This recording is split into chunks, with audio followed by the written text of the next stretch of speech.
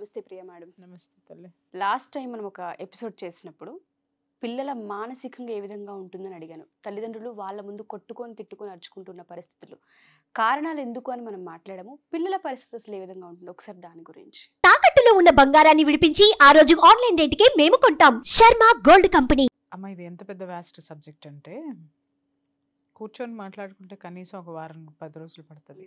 కానీ సంక్షిప్తంగా చెప్పే ప్రయత్నం మాత్రం నేను చేయదలుచుకున్నాను. నంబర్ ఆఫ్ మెంటాలిటీస్ నేను చూశాను. చాలామంది పిల్లలతో నేను మాట్లాడాను.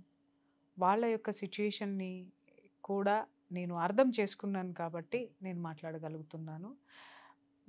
బాధ ఏంటంటే ఉషా, నేను ఏదన్నా ఎవరి గురించి అయినా సంచలనాలు మాట్లాడిన రోజున విపరీతంగా చూస్తున్నారు జనాలు, లక్షలు. అవును. అరే, నీ ఇంట్లో ఇది జరుగుతుంది, తల్లిగా నువ్వు సరిదిద్దుకో, తండ్రిగా నువ్వు సరిదిద్దు, నీ బిడ్డలు ఈ మార్గంలోకి వెళ్తున్నారంటే ఒక్కళ్ళు చూడట్లేదు ఉషా. మంచి చెప్తున్నా కదా. ఎంత బాధ అనిపిస్తుందంటే, ఎవడో జీవితంలో మర్డర్ జరిగింది అని అంటే ప్రియా చౌదరి ఏం మాట్లాడుతుందో చూస్తున్నావే, ఎవరికో అక్రమ సంబంధాలు ఉంటే ప్రియా చౌదరి ఏం దుమ్ము దులుపుద్దో అని చూస్తున్నావే, నీ ఇంట్లో ఇది జరుగుతుందేమో, జరుగుతుందేమో, జరుగుతుంది చూడమ్మా, చూడయ్యా అని అంటే ఎవడు ఆ వీడియోలు జోలికి వెళ్ళట్లేదు. అది నిజంగా నాకు చాలా బాధాకరం అని అనిపిస్తూ ఉంది నాకు. అంటే ఎంతసేపు ఎదుటివాడిని వేలెత్తి చూపించేసేసి ఎదుటివాడి జీవితాలను చూసి మనకయ్యే గాయాలని ఆ బాధతోటి, ఆ గేలితనంతో మనం మానుపుకుంటున్నామేమో అనిపిస్తుంది. కానీ ఇక్కడ నీ ఇంట్లో ఎలాంటి గాయమో, ఎంత పెద్దది నీకే తెలియకుండా నీ జీవితంలో అవుతుంది అనేది పేరెంట్స్కి తెలియనటువంటి విషయం. స్కూల్కి వెళ్ళి గమనిస్తే తల్లి, నువ్వు నమ్మవు, 2nd క్లాస్ నుంచే పిల్లల మధ్య క్రష్ అనేది స్టార్ట్ అవుతుంది. ఎందుకు స్టార్ట్ అవుతుంది? ఇది తప్పు కాదు, పిల్లల తప్పు కాదు, అంటే పని తప్పు కాదని నేను అనట్లేదు, పిల్లల తప్పు కాదు. ఆ చిన్నప్పటి నుంచి కూడా మనం ఇందాక ఎపిసోడ్లో మాట్లాడుకున్నట్టు విపరీతమైనటువంటి ఘర్షణ వాతావరణంలో ఇంట్లో ఆ పిల్లలు ఉండి స్కూల్కి వచ్చేసరికి మేల్ టు మీరు అనొచ్చు, మేడం క్రష్ ఏంటి, వాడితో ఫ్రెండ్షిప్ చేసుకోవచ్చు, ఆమెతో ఫ్రెండ్షిప్ చేసుకోవచ్చు కదా. కానీ ఇక్కడ ప్రకృతిలో ఒక అద్భుతమైనటువంటి ఆకర్షణ శక్తి ఉంది. ఏంటంటే male to female, female to male. Male ఫీమేల్కి ఆకర్షితులవుతాడు, ఫీమేల్ మేల్కి ఆకర్షితురాలు అవుతుంది. అది ప్రకృతి యొక్క సృష్టి యొక్క రహస్యం అది. ఓకే, ఆడు 2nd క్లాస్ ఆడైనా అదే జరుగుతుంది, వాడు 70 ఏళ్ళాడైనా అదే జరుగుతుంది. ఎందుకంటే సృష్టి రహస్యం అది. సృష్టికి ఉన్నటువంటి, సృష్టి మనకి ఇచ్చినటువంటి గిఫ్ట్ అనుకో. ఇదే లేకపోతే అసలు సృష్టి లేదు, మనమే లేమో. ఇప్పుడు ఒక మాట చూడు, నేను కూర్చోబెట్టి ఉషా ఏంటమ్మా ఇది అదేంటి పొద్దున్న నుంచి అసలు ఒక్కటి షూట్ కూడా అవ్వలేదు, ఏంటమ్మా చిరాగ్గా ఉంది, అది ఇదే డామ్ డూమ్ డూస్క్ అని చెప్పేసి నీ మీద అరిచేసాను అనగానే, అరిచేయంగానే నీకేం అనిపిస్తుంది అని అంటే, అబ్బా ఈవిడ ఎప్పుడు ఇంతనబ్బా, ఆ మొహం అట్లా మొహం ముట్టముట్టలాడేసుకుంటే అందరికి అక్షంతలు వేసిపోతూ ఉంటుంది, నవ్వచ్చు కదా. ఓకే, అదే సుమన్ సార్ వచ్చి అదేంటి ఉషా మార్నింగ్ నుంచి ఒక్క షూట్ జరగట్లేదంట, ఏమనుకుంటున్నావు ఏంటి అనగానే ఒక మెస్మరైజింగ్ అనమాట. సారం చూడంగానే వస్తుందా లేదా? ఖచ్చితంగా. ఎందుకు? అది ప్రకృతి సహజం. అది ఆ ఆరా నీ ఆరాని క్లీన్ చేస్తుంది, అది ఒక మమేకం అనేది తీసుకుంటుంది. నన్ను ఇష్టపడవు నువ్వు, అవతలి ఇష్టపడతావు.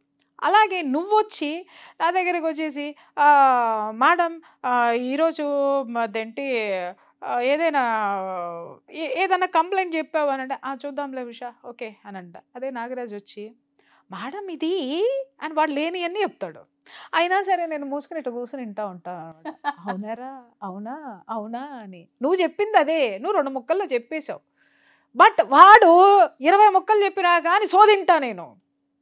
జెండర్, అపోజిట్ జెండర్ పట్ల ఉన్నటువంటి ఆ యొక్క అటెన్షన్ ఉంటుంది. అలాగే ఈ పిల్లల్లో కూడా ఏమవుతుందంటే, వాడు ఆ ఘర్షణ వాతావరణం నుంచి, ఆ ప్రెషర్ ఉన్నటువంటి వాతావరణం నుంచి స్కూల్లోకి రాగానే ఆ బస్లోనో లేకపోతే క్లాస్లోనో లేకపోతే ఆ ప్రీమిసెస్లోనో వాడికి నచ్చినటువంటి వాడు ఏ లక్షణాలను ఎత్తుక్కుంటున్నాడు వాడి మదర్లో, అండర్స్టాండ్, వాడి మదర్లో ఏ లక్షణాలు ఎత్తుకుంటున్నాడో అలాంటి అమ్మాయి కనపడుతుంది. అది చిన్నదవని పెద్దదవని అక్కడ అట్రాక్ట్ అయిపోతాడు. అలాగే ఈ అమ్మాయి అక్కడ ఇంట్లో ఏ విధమైనటువంటి ఘర్షణ వాతావరణాన్ని వాళ్ళ ఫాదర్లో చూస్తుందో, మదర్లో చూస్తుందో, అక్కడికి వచ్చేసరికి ఆ పేరెంటింగ్ అనేటటువంటి ఆ యొక్క వర్డ్స్ కానీ ఆ పేరెంటింగ్ నేచర్ ఎవరిలో ఉంటుందో వాడికి అట్రాక్ట్ అయిపోతుంది. రైట్, ఇది ఒక కారణం వాళ్ళ మధ్య క్రష్ ఏర్పడటానికి. దీన్ని నెత్తి నోరు బాదుకోవాల్సినటువంటి అవసరం అయితే లేదు. అయితే ఇవి ఎక్స్ట్రీమ్కి ఎప్పుడు వెళ్తాయి? ఇవి బాగానే ఉంటాయి, చక్క చేతులు పట్టుకుంటూ ఉంటారు, మాట్లాడుకుంటూ ఉంటారు, వాళ్ళని వీళ్ళు చూడంగానే మొహం పారిపోతుంది, వాళ్ళు వీళ్ళని చూడగానే. దీనికి మించి ఒక అడుగు ముందుకు ఎప్పుడేస్తారు అని అంటే దేర్ ఈజ్ ఏ ఛాన్స్ నువ్వు ఇంట్లో ఉన్నటువంటి పరిస్థితులు వీడిని లోన్లీనెస్కి గురి చేసినప్పుడు, ఆ అమ్మాయిని లోన్లీనెస్కి గురి చేసినప్పుడు. లోన్లీనెస్ ఏంటి? పొద్దున్నే నాన్న వెళ్ళిపోతాడు, పొద్దున్నే నాన్నకి నైట్ టైం జాబ్ ఇది ఉంది, అమ్మకి డే టైం ఉంది. వీడు 3:30కి వెళ్ళంగానే అమ్మ ఉండదు, నాన్న ఉండడు. స్కూల్లో ఏదన్నా జరిగింది అని చెప్పేసి అనంటే ఇంటికి వెళ్ళి అమ్మని హగ్ చేసుకునో నాన్నని హగ్ చేసుకునో కథలు చెప్పాలని అమ్మాయి అబ్బాయి ఊవిళ్ళు ఊరుతారు. వీళ్ళు స్కూల్ నుంచి వెళ్ళి అది బాధ కానివ్వు సంతోషం కానివ్వు వాళ్ళు గెలుచుకుని వచ్చినటువంటివి కానివ్వు చెప్పడానికి ఇల్లు శూన్యంగా కనిపిస్తుంది. ఆ శూన్యంలో కేర్ టేకర్స్ ఉంటున్నారు. Care takers can not become parents. Mother కాలేరు, ఫాదర్ కాలేరు, వాళ్ళు కేర్ టేకర్స్. వాళ్ళకి వీళ్ళకి మధ్య గ్యాప్ చాలా ఉంటుంది, కమ్యూనికేషన్ గ్యాప్ ఉంటుంది, ఫిజికల్ గ్యాప్ ఉంటుంది, ఎవ్రీథింగ్ గ్యాప్ ఈజ్ దేర్. వాళ్ళు ఏం చేస్తారు? వీళ్ళకి ఏం కావాలో వండి పెడతారు, ఏం కావాలో తినిపించరు, ఏం కావాలో దాన్ని గమనించరు, ఏం కావాలో ఇవ్వలేరు. ఎందుకంటే వాళ్ళకి కొన్ని బౌండరీస్ ఉంటాయి. They need a hug, they need attention. వాళ్ళకి వెళ్ళగానే తల్లిని కౌగిలించేసుకొని, కొడుకు అయితే తల్లిని కౌగిలించుకుంటాడు, పాప అయితే తండ్రిని కౌగిలించుకుంటుంది. ఇందాక చెప్పిన ఆపోజిట్ జెండర్ ఇది కౌగిలించేసుకుని నాన్న అది ఇది ఇది ప్యాంపరింగ్ ఎప్పుడు కూడా తండ్రి కూతురు పట్ల ఉంటుంది, కొడుకి తల్లి పట్ల ఉంటుంది. ఇది ఎప్పుడు వాళ్ళ ఇంట్లో ఉండదు. ఒంటరితనం అనేది, శూన్యం అనేది ఆ ఇంట్లో ఉంటుంది. ఏం చేయాలా వాడు? ఈ యొక్క ఉద్వేగాన్ని వాడు బయటికి ఎలా తీయాలా అనగానే అటు ఇటు తిరిగితే నాన్న సిగరెట్ తాగుతున్నాడు అంటే సిగరెట్ కనిపిస్తుంది, తీస్తాడు వాడు. ఏం చేస్తాడు వాడు? నాన్న తనతో ఎలా ఉంటే బాగుంటుందో ఫస్ట్ సిగరెట్ తీసి సిగరెట్ వెలిగించి, వాడు ఉక్కిరి బిక్కిరి అవ్వచ్చు, ఏమైనా అవ్వచ్చు, వాడికి ఒక మత్తు నికోటిన్ లోపలికి వెళ్తుంది, ప్లెజర్. వాడు నాన్న అయిపోతాడు. నాన్న అయిపోయి నాన్న మీద కోపం ఉంది అంటే అదే నాన్న యొక్క యాటిట్యూడ్ని తీసుకొని నాన్నను తిట్టడం మొదలు పెడతాడు. అదే నాన్న తనతో ఎలా ఉండాలి అనుకుంటే వాడికి వాడే మోనో యాక్షన్ చేస్తాడు. నాన్న వాడిని ఎలా దగ్గరికి తీసుకుంటాడు, వాడితో ఎలా ఉంటాడు. ఇంట్లో పిల్లలు చేసేది ఇదే. కావాలంటే సీసీ కెమెరాస్ పెట్టుకుని మరి అబ్జర్వ్ చేయండి. ఆ ప్రేమను వాడే మోనో యాక్షన్. అది దాటినా వాడికి కుతి తీరదు అన్నప్పుడు ఏం చేస్తాడు అని అంటే అది కొన్ని రోజులు ఆ సిగరెట్స్ ఇది నడుపుతాడు. అది ఒక కిక్ ఇస్తుంది వాడికి. ఆ తాగినంతసేపు ఆ ఇంట్లో శూన్యత వాడికి తెలియదు. ఆ సిగరెట్ తాగిన ఆ కిక్ ఉన్నంత వరకు తల్లి తండ్రి ఏం కొట్లాడుకున్నారో వాడి బ్రెయిన్ అందదు. వాడు హీఈస్ ఎంజాయింగ్. ఆ తల్లిదండ్రి ఇవ్వలేనటువంటిది, ఆ కుటుంబంలో వాడు పొందలేనటువంటిది ఈ సిగరెట్లో వాడు పొందుతున్నాడు. అయిపోయింది. కొన్నాళ్ళు సిగరెట్ అయిపోయింది, లేదు ఇంట్లో సిగరెట్లు లేవు. దెన్ వాడు దేనికి వెళ్తాడు? టీవీ ఆన్ చేస్తాడు. ఇవాళ రేపట్లో న్యూస్ పేపర్ యాడ్ దగ్గర నుంచి ఏం కనపడుతున్నాయి నీకు యాడ్స్లో చెప్పు? పిచ్చి పిచ్చి అడ్వర్టైజ్మెంట్స్. ఏ ఒక్క దాంట్లో సెక్స్ అనేటటువంటిది కామన్ వర్డ్ తప్ప బుద్ధి జ్ఞానం లజ్జ సామాజిక బాధ్యత లేనటువంటి బాధ్యతారాహిత్యమైన ఈ సమాజానికి నేను చెప్తున్నాను, ఎవడు దేన్ని నమ్మాలన్నా కూడా ఆడ మగ అనేటటువంటి అట్రాక్షన్ని తీసుకొని వచ్చి చుమ్మనాలో కౌగిలింతలో ఇంకేదో అన్నీ పెట్టేసి న్యూస్ పేపర్ అమ్మడానికి పట్టు చీరకు కూడా ఇంకా దేనికి కూడా ఆ అట్రాక్షన్ అనే దాన్ని బట్టి వదిలవతల పడేస్తున్నాడు. వాడు అది ఏంటి అని ఆలోచిస్తాడు. ఇక్కడ వాళ్ళు వయసుకి మించి ఎందుకు వెళ్తున్నారు అనేది నీది ఒక పాయింట్ రావచ్చు. అప్పుడు ఏమవుతుంది అని అంటే నేను దానికి చెప్తాను. ఇంట్లో పెద్దవాళ్ళు ఏం చేస్తారు, వాడు ఇంత ఉంటాడు, ఓకే, అమ్మ ఎందుకు ఏడుస్తుందో తెలియదు, నాన్న ఎందుకు కోప్పడ్డాడో తెలీదు, ఏం అర్థం కావాలో తెలీదు. ఇప్పుడు ఈ అమ్మకి బాధ అయింది అంటే వాళ్ళ పుట్టింటోళ్ళని పిలుస్తుంది. అయ్యకి బాధ అయితే ఆ పుట్టింటోళ్ళు వస్తారు. పుట్టింటోళ్ళు వచ్చి వీళ్ళు ఏమే పడుతున్నారు ఇక్కడ, ఎవరిది నిజమో ఎవరిది అబద్ధమో చెప్పడానికి ఈ పిల్లల్ని ఇన్వాల్వ్ చేస్తారు. ఏం జరిగిందిరా, అమ్మ ఏమంటుందిరా, నాన్న ఏమన్నాడురా అని వీళ్ళు అడుగుతారు. వీళ్ళ తరపున అమ్మ తరపున వాళ్ళు అడుగుతారు. అమ్మ ఏం చెప్తుందని నాన్న తరపున వాళ్ళు అడిగేసి వాడి దగ్గరే వాడిని అక్కడే పెట్టుకొని వాడి వయసుకు మించినటువంటి ఆలోచనలన్నీ అక్కడ చేసేస్తూ ఉంటారు. వాడు దాన్ని క్యాచ్ చేస్తూ గమనిస్తూ ఉంటాడు. రెండోది ఏంటంటే వీళ్ళు వాడికి ఆమెకి నేర్పుతారు ఏంటంటే, నువ్వు మీ నాన్న మీ అమ్మని కొట్టినప్పుడు నువ్వు ఇలా అడుగు, నువ్వు ఇలా అడుగు, నువ్వు ఇలా అడుగు. వాడికి అర్థం కాదు, ఆ వయసులో ఆ మాటలకు కూడా అర్థం తెలియదు. అప్పుడు వాడు ఏం చేస్తాడంటే, ఓహో నేను హీరోని, ఈమెమనుకుంటుందంటే ఎస్ నేను హీరోయిన్ని, నేను తిరగబడితే మా నాన్న నోరు మూసుకుంటాడు. వీడేంటి, నేను తిరగబడితే మా అమ్మ నోరు మూసుకుంటుంది. మేము పిల్లలందరూ ఏ స్థితికి వచ్చేస్తారంటే, మేము తిరగబడితే మా అమ్మ నాన్న కొట్టుకొని చావటం మానేస్తారు అనేటటువంటి సిచ్యువేషన్కి వచ్చేసిన తరువాత ఒక మాట నుంచి మొదలుపెట్టి పెరిగి పెరిగి పెరిగి పెరిగి పెరిగి పెరిగి ఉండేసరికి అప్పుడు తల్లో తండ్రో కూర్చోబెట్టి ఏం చేస్తారు, ఈమె ఏం చేస్తుందో ఆయన చెప్తాడు, ఆయన తెర వెనక ఏం చేస్తున్నాడు ఈయన చెప్తాడు. వయసుకు మించినటువంటి ఆ యొక్క విషయ పరిజ్ఞానం వీళ్ళకి బ్రెయిన్లోకి వస్తుంది. తల్లి కానీ తండ్రి కానీ వీళ్ళకి ఏం చెప్తారంటే, నువ్వు కొంచెం ఆలోచించాలమ్మా, మెచ్యూర్డ్గా ఆలోచించాలి, నేను ఎందుకు చెప్తున్నానంటే నీకు అన్నీ అర్థం అవ్వాలని అని నూరి పోసేస్తారు. వాళ్ళ వయసుకు మించిన ఆలోచనలు నూరి పోసేసినప్పుడు వాడు తల్లిని అర్థం చేసుకునేటటువంటి విషయంలోనే మెచ్యూరిటీ చూపిస్తాడా, ఆమె తండ్రిని అర్థం చేసుకునేటటువంటి విషయంలో మాత్రమే మెచ్యూరిటీ చూపిస్తుందా?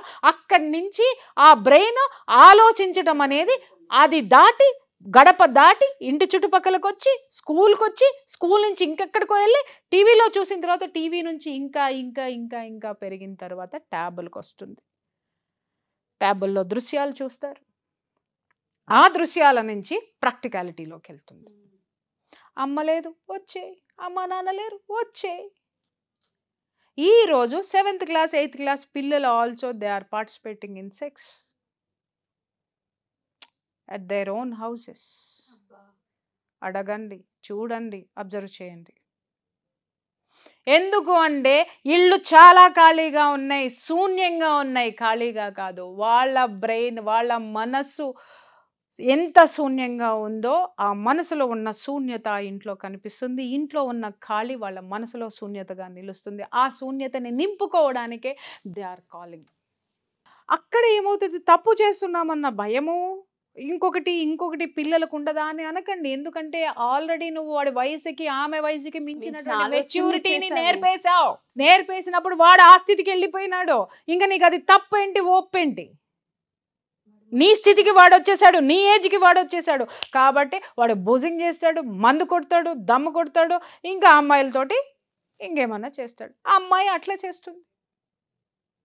ఇంకొక విషయం ఏంటంటే, నాన్న మీద కసి ఉందంటే నాన్న ఎదవా అని అబ్బాయిని కూర్చోబెట్టి కూతుర్ని కూర్చోబెట్టి బ్రెయిన్ ఫీడింగ్ ఇచ్చేస్తారు. కూతురికి తండ్రి అంటే చులకన, తల్లి అన్నా కూడా చులకనే.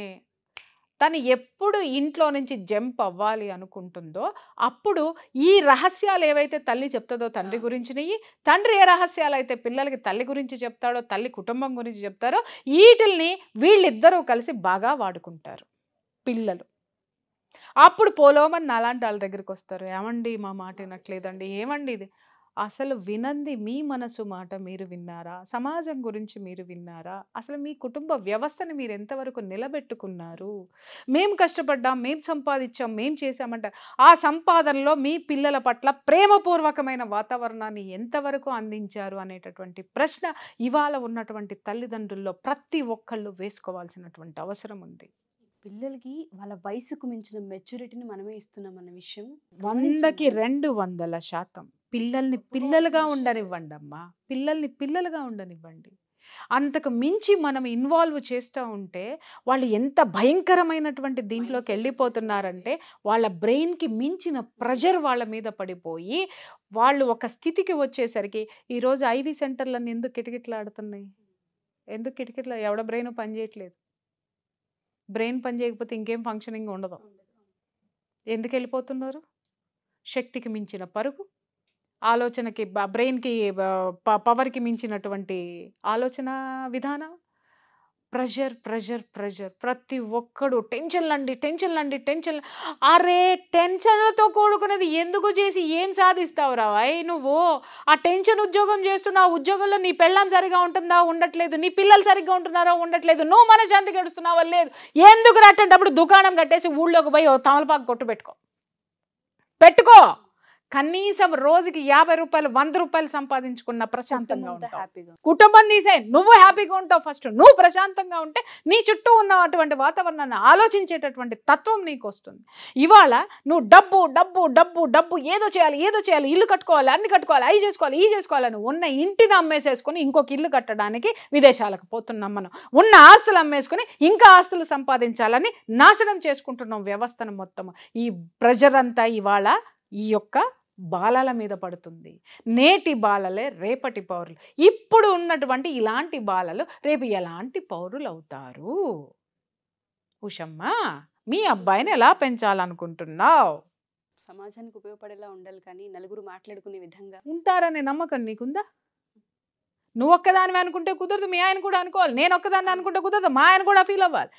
ఇది రెండు చక్రాలు ఉన్నటువంటి లేదా జోడెడ్ల బండి ఈ సంసారం అనేది. ఏ ఎద్దుకుంటూ పడినా కూడా ఇంకొక ఎద్దు మీద భారం పడుతుంది, కానీ ఆ ప్రయాణం మాత్రం ఇలాగే ఉంటుంది. భయంగానే సాగుతుంది. కాబట్టి పేరెంట్స్ అనేటటువంటి వాళ్ళు అసలు ముందు పేరెంటింగ్ అనేది ఏంటో క్లాసులు నేర్చుకొని సావండి. ముందు అసలు మీరు ఎలా చస్తున్నారో కొంపల్లో అది వినండి. తిడుతున్నాను అనంటే బాధేసి తిడుతున్నానమ్మా. ఎవరి సంసారాలు కూడా ఒకళ్ళు మెచ్యూర్డ్గా ఉంటే ఇంకొకళ్ళు దొడ్డిదారులు ఎత్తుక్కొని పోయేటటువంటి రకాలు దరిద్రులు ఇంకా వద్దులే, ఇంకా ఎక్కువ మాట్లాడాల్సి వస్తుంది. కాబట్టి ఫస్ట్ మీ పిల్లలు మన పాపలు కంటి పాపలు. కంటి పాపని కంటి రెప్ప ఎలా కాపాడుతుంది? నువ్వు ఇలా అనగానే రెప్ప టకామని పడిపోతుంది. అది మనకు తెలియని కూడా తెలియదు. బట్ ఇక్కడ మనం ఏం చేస్తున్నాం? పొడుస్తున్నాం మన కంటి పాపల్ని. మన చర్యలతో పొడుస్తున్నాం మనం కన్న పాపల్ని. అవి పొడిచి పొడిచి పొడిచి పొడిచి పొడిచి పొడిచి నిర్వీర్యమైపోయి అవి ఎందుకు పనికి రాకుండా జీవోత్సవాల్లాగా ఉన్నారు ఈరోజు పిల్లలు. వాళ్ళల్లో ప్రేమ లేదు, వాళ్ళల్లో అనురాగం లేదు, వాళ్ళల్లో బంధుత్వాలు అంటే ఏంటో తెలియదు, వాళ్ళు ఎలా ఎదగాలో తెలియదు. ఎవ్వడికి ఇవాళ ఉన్న పిల్లల్లో ఎవ్వడికి కూడా ఒక అంబిషన్ లేదు, ఒక గోల్ లేదు. ఎవ్వడ్రా నీ ఐకాన్ అంటే గాలి తిరుగులు తిరిగేవాడు ఐకాన్, యూట్యూబ్లో గాలి పనులు చేసేవాళ్ళు ఐకాన్, సినిమాల్లో చెత్త పనులు చేసేవాళ్ళు ఐకాన్స్. ఎందుకు అయ్యారు అనంటే ఈ జీవితం నుంచి వాడే కరెక్టరా, అదే కరెక్టరా, అమ్మాయే కరెక్టరా. ఇవాళ ఆడపిల్లలందరూ కూడా కొన్ని క్యారెక్టర్స్ నేర్చుకుని ఐకాన్స్ కింద ఉన్నాయి. ఎందుకు అనంటే వాళ్ళు విచ్చలవిడితనమైనటువంటి జీవితాన్ని యూట్యూబ్లో చూపించేస్తున్నారు. వాళ్ళ డ్రెస్సుల్లో కానీ, వాళ్ళ తిరుగుల్లో కానీ, వాళ్ళ తాగుళ్ళలో కానీ, వాళ్ళు సిగరెట్లో కానీ విపరీతంగా చూపించేస్తున్నారు. వీళ్ళు కరెక్ట్. ఎవరు దీనికి బాధ్యులు? పేరెంట్స్. అసలు వివాహం విలువ తెలుసుకొని ఆ భార్యాభర్తల బంధం అంటే ఏంటో తెలుసుకొని దాంట్లోకి అడుగు పెట్టండి. లేదు అనంటే హాయిగా కృష్ణ రామ అనుకుంటే ఎవరికాళ్ళు బ్రహ్మచారులుగా బతికి దిక్కులేని సావండి. Thank you so much Priya ma'am. Parenting అనేది ఓషన్ అనే విషయం ఇప్పుడు అర్థమవుతుంది నాకు కూడా. చాలా విషయాలు మనం నేర్చుకోవాలి. మన ఇంట్లో పిల్లలు ఉన్నారు అంటే ఎంత కాన్షియస్గా బతకాల్సిన అవసరం ఉందో ప్రతి పేరెంట్ అర్థం చేసుకోవాలి. ఈ ఎపిసోడ్స్ ఏవైతే ఉన్నాయో పేరెంటింగ్వి నేను మీతో కంటిన్యూ చేయాలనుకుంటున్నాను. ఇంకా చాలా నాలెడ్జ్ అవసరం ఉంది వాళ్ళకి. Thank you so much ma'am. ఒక చిన్న విషయం గురించి అడిగితే ఇన్ని విషయాలు మనం మాట్లాడగలిగామంటే ఇంకా చాలా ఉన్నాయి నేర్చుకోవాల్సినవి, తెలుసుకోవాల్సినవి అర్థమవుతుంది. Thank you ma'am. Thank you so much.